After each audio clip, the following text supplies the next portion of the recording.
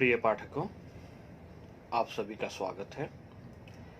आज मैं आप लोगों के समक्ष नागार्जुन जी द्वारा रचित कविता प्रेत का बयान लेकर प्रस्तुत हुआ। तो आइए कविता की ओर अग्रसर होने से पहले कविता से जुड़ी चंद बातों को जान लेते हैं। प्रेत का बयान कविता संवाद शैली में लिखी गई है। यह आजाद भारत के उस परिस्थिति को उजागर किया गया है जब एक स्कूल मास्टर का अन्न के अभाव में असमय काल ही मृत्यु हो जाता है और उस मास्टर की आत्मा यहाँ कहे कि उसकी प्रेत यमराज लोक में पहुंच जाती है। यहाँ यमराज और उस आत्मा अर्थात प्रेत के बीच संवाद होता है, जिसे नागार्जुन जी ने इस कविता में वर्णन किया है। वैसे तो इस कविता में वर्णित घटना बहुत छोटे रूप में है, परंतु उसकी पृष्ठभूमि और प्रभाव अत्यंत ही व्यापक है। इस कविता की रचना काल भले ही 1949 हो, लेकिन पढ़ने से ऐसा लगता है जैसे वह आज की परिस्थितियों का चित्रण कर रही हो। आज भी बाढ़, अकाल, अतिवृष्टि, अनावृष्टि, महामारी, नरसंहारों एवं सरकारी अनदेखी के कारण लोग अभाव और भूख से मर जाते हैं या आत्महत्या कर रहे हैं। परंतु ऐसी स्थिति में भी सरकारी प्रचार तंत्र लगातार एक ही बात कहता है कि भूख से किसी को मरने नहीं दिया जाएगा। ध्यान दे तो तब और आज की परिस्थितियों में फर्क सिर्फ इतना आया है कि आज आजादी को लेकर जनता में किसी प्रकार का भ्रम नहीं है।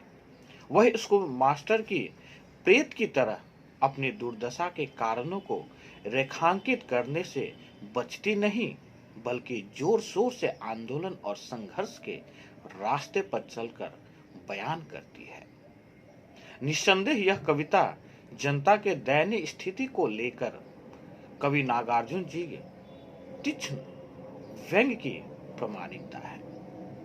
तो आइए, नागार्जुन जी की कविता में समाज के विभिन्न वर्गों के व्यापक हिस्सेदारी रहती है। यही कारण है कि उनकी कविता में मानव जीवन से जुड़े प्राय प्रत्येक पहलुओं पर करारा व्यंग्य दिखाई देता है। इस कविता में स्वतंत्र भारत का अध्यापक ऐसा ही चरित्र है जिसकी छवि नागार्जुन जी ने इस कविता में प्रकट किया है। प्रस्तुत कविता में नागार्जुन जी ने बहुत ही मार्मिकता से लिखा है कि एक प्रेत मृत्यु के बाद जब यमराज के पास पहुंचता है और वहां यमराज ने उसकी मृत्यु का कारण पूछा तो उस स्कूल मास्टर की आत्मा अर्थात प्रेत ने बड़े गर्व के साथ कहा कि हम स्वतंत्र भारत के निवासी हैं, हमारे यहाँ भूख से कोई नहीं मरता।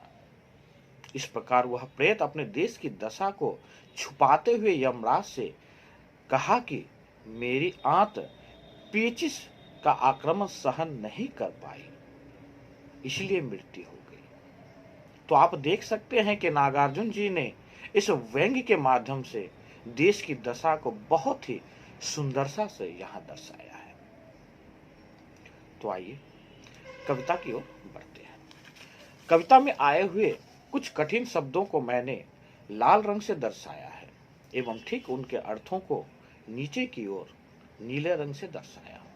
तो आइए कविता के व्याख्यान एवं पाठन की ओर बढ़ते हैं। ओरे प्रेत कहकर बोले नरक के मालिक यमराज, सच सच बतलाना, कैसे मरा तू भूख से, अकाल से, बुखार काला जर से, पेचिश बदहजमी प्लेग महामारी से, कैसे मरा तू सच सच बतलाना। तो आइए पंक्तियों के प्रश्न की ओर बढ़ते हैं। यथार्थवादी भाव की यह पंक्तियां जनवादी कवि नागार्जुन जी की व्यंग्यात्मक कविता प्रेत का बयान से लिया गया है। इसमें यमराज द्वारा प्रेत से उनकी मृत्यु का कारण पूछने का वर्णन है। तो आइए व्याख्या करते हैं। प्रस्तुत पंक्तियों में के अनुसार जब एक व्यक्ति को मरने के उपरांत यमराज के सामने ले जाया गया और यमराज ने उस आत्मा से करक कर उसके परलोक सिधारने का कारण पूछते हुए कहते हैं, यह बात सत्य बता कि तेरी मृत्यु किस प्रकार हुई। तू भूखा रहने के कारण मरा या तेरी मृत्यु अकाल पड़ने से हुई। तू बुखार आने से मरा या काला ज्वर नामक भयंकर ज्वर से तेरी मृत्यु हुई। तेरे मरने का कारण पेट का पेचिश, भोजन का न पचना, प्लेग या फिर किसी महामारी से हुई। इनमें से किसी कारण से तू मरा, यह बात मुझे सच सच बता। इस प्रकार यमराज जी उस मास्टर के प्रेत अर्थात आत्मा से उसके मरने का कारण पूछते हैं। इन पंक्तियों में अगर हम विशेष की बात करें तो यहाँ अनुप्रास, पुनरुक्ति, प्रकाश तथा प्रश्नवाचक अलंकार का प्रयोग हुआ है। तो आइए अगली पंक्ति की ओर बढ़ते हैं। खड़खड़ खड़खड़ हड़हड़ हरहर कांपता हुआ हारों का मानवीय ढांचा, नचाकर लंबे चमचों सा पंचगुरा हाथ, रूखी पतली किटकिट आवाज में प्रेत ने जवाब दिया। तो आइए प्रश्न की ओर बढ़ते हैं। इन पंक्तियों में यमराज का प्रश्न सुनकर प्रेत द्वारा उत्तर देने की भूमिका का वर्णन हुआ है। तो आइए व्याख्या करते हैं। यमराज का प्रश्न सुनकर वह मास्टर का प्रेत, जिसके शरीर पर मांस का कतरा तक न था, वह कमजोर अस्थि पंजर या यूं कहें कि वह हड्डियों का ढांचा खड़खड़ और हड़हड़ शब्द करता हुआ कांप उठा। उस प्रेत के 5 उंगलियों वाला हाथ एकदम से मांस रहित होने के कारण लंबी चमची के समान था। प्रेत ने अपना वह हाथ नचाया और रूखी पतली तथा किटकिट शब्द करती हुई आवाज में यमराज को उत्तर दिया। आगे की घटना अगली पंक्ति में देखते हैं। इन पंक्तियों में अगर हम विशेष की बात करें तो यहाँ अनुप्रास, पुनरुक्ति, प्रकाश तथा उपमा अलंकार का प्रयोग हुआ है। तो आइए अगली पंक्ति की ओर बढ़ते हैं। महाराज सच सच कहूंगा, झूठ नहीं बोलूंगा। नागरिक हैं हम स्वाधीन भारत के, पूर्णिया जिला है सूबा बिहार के सिवान पर। थाना धमदाहा, बस्ती रुपौली, जाति का कायस्थ, उम्र कुछ अधिक 55 साल की। तो आइए प्रसंग की ओर बढ़ते हैं। इन पंक्तियों में प्रेत द्वारा यमराज के प्रश्न के उत्तर का वर्णन किया गया है। तो आइए पंक्तियों की व्याख्या करते हैं। प्रस्तुत पंक्तियों में उस मास्टर का अस्थि पंजर काया यमराज से कहते हैं कि महाराज, मैं जब बात सब कुछ सच सच कहूंगा, मैं झूठ नहीं बोलूंगा। अब हम भारतवासी पहले के समान परतंत्र नहीं है, अब तो हम स्वतंत्र भारत देश के नागरिक हैं। बिहार प्रांत की सीमा पर पूर्णिया नाम का जिला है। उस जिले में धमदाहा नाम का थाना है।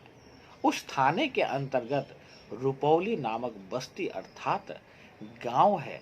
मैं वहीं का रहने वाला हूं। मैं कास्त जाति का हूं और मेरी अवस्था 55 साल से कुछ अधिक है। इस प्रकार इन पंक्तियों के विशेष की बात करें तो यहाँ अनुप्रास, पुनः रुक्ति प्रकाश तथा विषम अलंकार का प्रयोग हुआ है। तो आइए अगली पंक्ति की ओर बढ़ते हैं। पेशा से प्राइमरी स्कूल का मास्टर था, तनख्वाह थी 30 रुपया, सो भी नहीं मिली। मुश्किल से काटे हैं 1 नहीं 2 नहीं 9 महीने। धरती घरनी थी, माँ थी, बच्चे थे 4, आ चुके हैं वे भी दया सागर करुणा के अवतार। आप ही की छाया में मैं ही बाकी, क्यों कर्मों की पंक्तियां अभी कुछ शेष थी। हमारे अपने पुश्तैनी पोखरे में मनोबल शेष था, सूखे शरीर में किंतु भूखिया क्षुधा नाम हो जिसका। ऐसी किसी व्याधि का पता नहीं हमको। सावधान महाराज, नाम नहीं लीजिएगा हमारे समक्ष फिर कभी भूख का। तो आइए पंक्तियों के प्रश्न की ओर बढ़ते हैं। यमराज के प्रश्न का उत्तर देता हुआ प्रेत अपना परिचय यहाँ दे रहे हैं। तो आइए व्याख्या करते हैं। यह वह प्रेत यमराज को उत्तर देते हुए कहते हैं कि मैं पेशे से प्राइमरी स्कूल का मास्टर था और मेरी जीविका का एकमात्र साधन वही था। तात्पर्य यह है कि मैं प्राइमरी स्कूल का मास्टर था। मेरा वेतन 30 रुपए मासिक था, वह वेतन भी नहीं मिला। बिना वेतन के मैंने बड़ी मुश्किल से 1 नहीं 2 नहीं बल्कि 9 महीने बिताए। मेरे घर में मेरी पत्नी, मेरी माता और 4 बच्चे थे। परिवार के रूप में हे दया के सागर और करुणा के अवतार वे सब आपकी शरण में पहले ही आ चुके हैं, अर्थात मर चुके हैं। केवल मैं ही शेष बचा था। इसका कारण यह था कि हमारे बाप दादा जो छोटा तालाब था उसमें कर्मा नामक बेल की कुछ पत्तियां शेष बची थी तथा उसके अतिरिक्त सूखे हुए शरीर में कुछ मनोबल भी बाकी था। इसलिए मैं मरा नहीं। तात्पर्य यह है कि पोखर की बेल की पत्तियां खाकर मैं जीवित रहा। मुझे यह भूख या क्षुब्धा जैसे किसी व्याधि अर्थात रोग का पता नहीं। और हाँ, सावधान महाराज जी, मेरे सामने फिर कभी इस भूख नामक शब्द का व्यवहार मत कीजिएगा। इस प्रकार इस पंक्तियों में अगर हम विशेष की बात करें तो प्रस्तुत पंक्तियों में अनुप्रास, पुनरुक्ति प्रकाश का प्रयोग हुआ है। तो आइए अगली पंक्ति की ओर बढ़ते हैं। निकल गया भाप आवेग का, तदंतर शांत स्तंभित स्वर में प्रेत बोला। जहां तक मेरा अपना संबंध है सुनिए महाराज, तनिक भी पीड़ नहीं, दुख नहीं, दुविधा नहीं। सरलता पूर्वक निकले थे प्राण, सह न सके आंत पेचिश का हमला। तो आइए पंक्ति के प्रश्न की ओर बढ़ते हैं। यह यमराज के प्रश्न का उत्तर देता हुआ फिर से प्रेत अपना परिचय दे रहा है। आइए व्याख्या करते हैं। प्रस्तुत पंक्तियों में नागार्जुन जी कहते हैं कि कुछ देर बाद प्रेत का पूरा जोश शांत हो जाता है और वह थोड़ा रुककर शांत स्वर में कुछ छुपाते हुए यमराज से कहते हैं, जहां तक मेरी अपनी बात है तो सुनिए महाराज, मुझे थोड़ा भी किसी प्रकार का दुख या कष्ट नहीं था। मेरे प्राण बहुत ही आसानी से निकले थे। जब मेरी आंत पेचिश के उस छोटे से कष्ट को सह ना सके। इस प्रकार अगर हम इस पंक्ति में विशेष की बात करें तो प्रस्तुत पंक्तियों में अनुप्रास तथा पुनरुक्ति प्रकाश का अलंकार का प्रयोग किया गया है। तो आइए अगली पंक्ति की ओर बढ़ते हैं। सुनकर दहाड़ स्वाधीन भारतीय प्राइमरी स्कूल के भूख मरे स्वाभिमानी सुशिक्षित प्रेत की रह गए निरुत्तर महामहिम नरकेश्वर। तो आइए प्रसंग की ओर बढ़ते हैं। यहाँ प्रेत के उत्तर को सुनकर यमराज निरुत्तर अर्थात चुप रह जाते हैं। तो आइए पंक्तियों की व्याख्या करते हैं। प्रस्तुत पंक्तियों में स्वाधीन भारत के उस भूख से मरे स्वाभिमानी सुशिक्षित प्राइमरी स्कूल के शिक्षक के प्रेत की स्वाभिमानी आवाज अर्थात बातों को सुनकर महामहिम नरकेश्वर अर्थात यमराज निशब्द हो जाते हैं। यमराज जानते हैं कि यह प्रेत झूठ बोल रहा है, फिर भी उसके अपने देश की दुर्दशा को छुपाने की प्रवृत्ति को देखकर यमराज निरुत्तर अर्थात चुप रह जाते हैं। इन पंक्तियों में अगर हम विशेष की बात करें तो यहाँ अनुप्रास पुनरुक्ति प्रकाश अलंकार का प्रयोग हुआ है। तो आइए अगली पंक्ति की ओर बढ़ते हैं।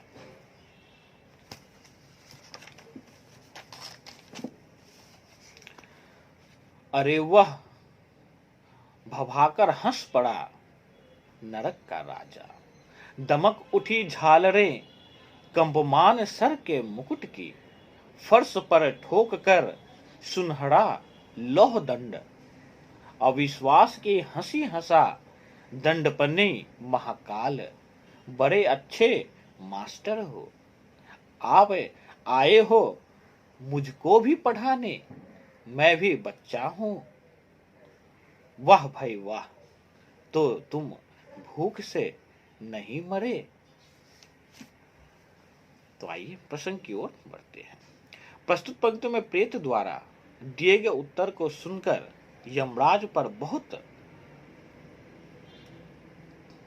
द्वारा दिए हुए प्रतिक्रिया का यहाँ वर्णन हुआ है। तो आइए पंक्तियों की व्याख्या करते हैं। प्रस्तुत पंक्ति में बहुत अच्छी बात है कहते हुए नरक के राजा यमराज बहुत जोर से हंसे और हंसने के कारण यमराज द्वारा कांपते हुए शीश पर धारण किए गए मुकुट की झालरें चमकने लगी। इसके साथ ही हाथ में दंड रखने वाले यमराज ने अपना सुनहरे रंग का लोहे का डंडा फर्श पर ठोका और अविश्वास की हंसी हंसा। इसके बाद यमराज ने प्रेत से कहा, तुम बहुत अच्छे अध्यापक हो, तुम मुझे भी पढ़ाने यहाँ आए हो। क्या मैं भी बच्चा हूं? मैं बच्चा नहीं हूं। तात्पर्य यह है कि यमराज ने प्रेत की बात का विश्वास नहीं किया। इसके बाद यमराज ने कहा, भाई तुम्हारी बात की प्रशंसा करनी पड़ेगी। तुम्हारा तात्पर्य यह है कि तुम भूख से नहीं मरे हो, और जोर जोर से हंसने लगते हैं। इन पंक्तियों में अगर हम विशेष की बात करें तो यहाँ अनुप्रास विप्सा तथा काकु वक्रोक्ति अलंकार का प्रयोग हुआ है। तो आइए अगली पंक्ति की ओर बढ़ते हैं। हद से ज्यादा डालकर जोर होकर कठोर प्रेत फिर बोला, अचरज की बात है, यकीन नहीं करते आप क्यों मेरा, कीजिए ना कीजिए ना आप चाहे विश्वास, साक्षी है धरती, साक्षी है आकाश, और और और और और भले नाना प्रकार की व्याधियां हो भारत में, किंतु उठाकर दोनों बाहें किट किट करने लगा प्रेत। तो आइए प्रसंग की ओर बढ़ते हैं। यमराज द्वारा प्रेत की बात का विश्वास न करने और उससे मरने का कारण भूख कहलवाने का आग्रह देखकर प्रेत ने जोड़ दिया, उसी का वर्णन यहाँ किया गया है। तो आइए व्याख्या करते हैं। प्रस्तुत पंक्तियों में जब प्रेत देखता है कि उसकी बात पर यमराज विश्वास नहीं कर रहे हैं, तब प्रेत अपनी बात पर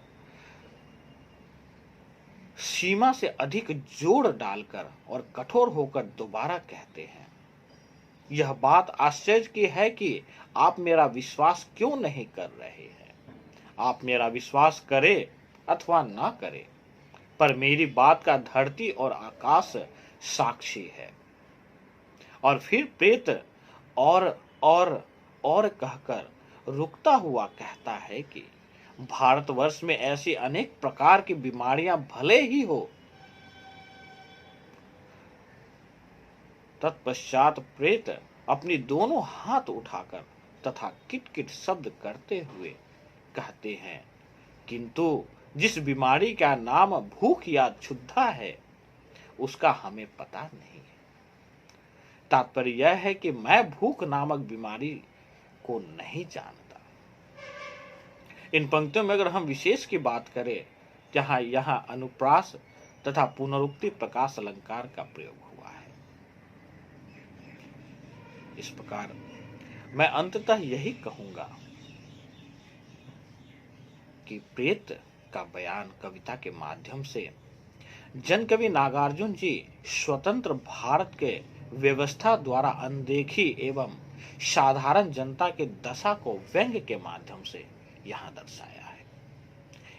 यहाँ लोग भूख से मर रहे हैं, परंतु देश की अस्मिता के लिए लोग सच्चाई बयान नहीं कर रहे हैं, क्योंकि भारत में भूख से मरना यहाँ के शासन का अपमान है। नागार्जुन जी की इस कविता में देशभक्त प्रेत अपने देश का अपमान नहीं सुनना चाहता।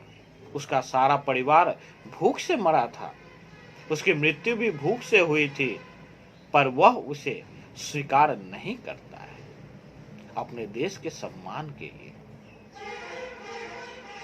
इस प्रकार मैं आशा करता हूं कि आज का व्याख्यान आप लोगों के लिए सार्थक सिद्ध हो, एवं आप लोगों से आग्रह है कि मेरे इस चैनल को आप लोग कृपया लाइक एवं सब्सक्राइब करें।